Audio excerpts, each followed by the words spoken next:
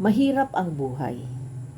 Sino ngayon sa atin dito ang magsasabi na wala tayong problema? Lahat tayo ay nakakadanas ng problema. At ang epekto siyempre, pagkabalisa, takot, yan, mga negatibo na damdamin. At ang pagkabalisang ito, ay narinig nyo ba yung parating sinasabi ngayon? Stress. Stress na stress. At yan ang ugat pala ng mga sakit gaya ng diabetes, sakit sa puso, high blood, stress. At syempre kung parating meron pang bagong mga term ngayon, mga toxic, no? Mga toxic ang personality, negatibo. At pag ito ang nakakapalibot sa atin, syempre nga, balisa. At ang epekto ay, sa kung nasa loob ng tahanan, sisihan, awayan, yan. Yan po.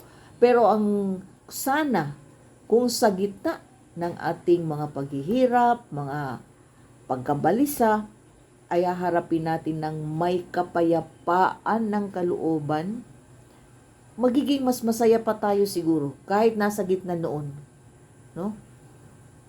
Pwede kaya kapayapaan ng kalooban? Na may problema ka? Parang imposible, di ba?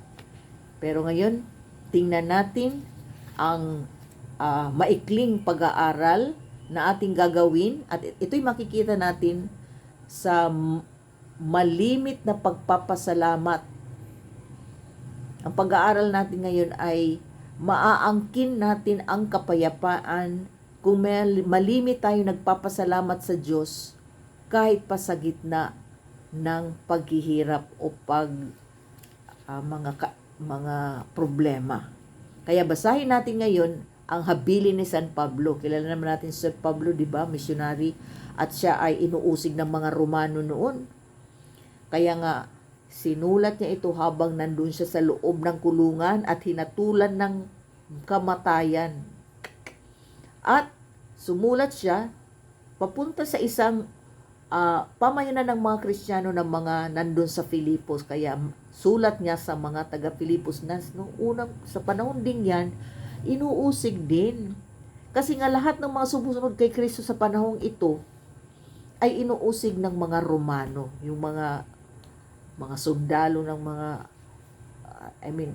ang pamunuan ng mga Romano, 'di ba, yung mga sumakop sa bansa ng Israel that time.